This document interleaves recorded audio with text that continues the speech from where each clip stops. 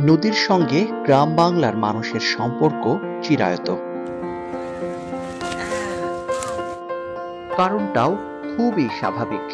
আমরা মাছে ভাতে বাঙালি।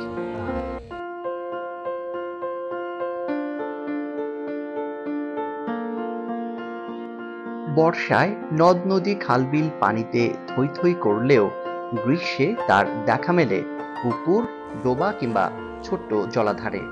মাছেরাও আশ্রয় নেয় সেখানেই।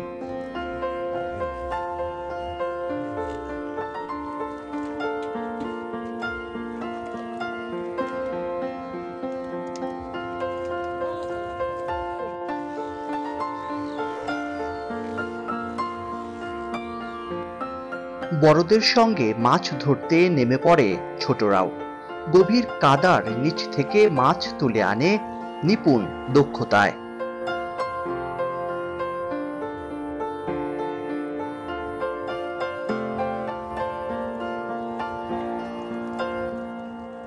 মাছ ধরার অনেকক্ষণ পরও বড় মাছের দেখা না পাওয়ায় বিরক্তি আর হতাশার স্পষ্ট ছাপও বোঝা যায় অনেকের মাঝে।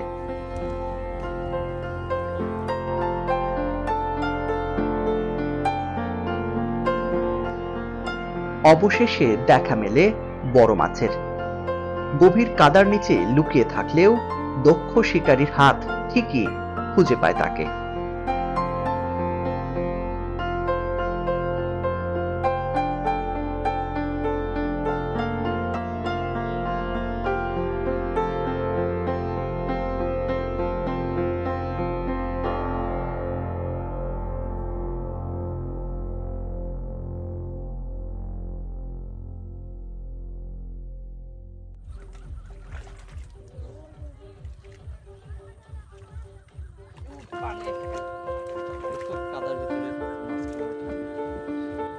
নদী, মাটি, পানি আর এই পঙ্কিলতার সাথে গ্রামের সাধারণ মানুষের সম্পর্কের যে গভীরতা, তাই এবার বুঝি সহজেই বোঝা গেছে।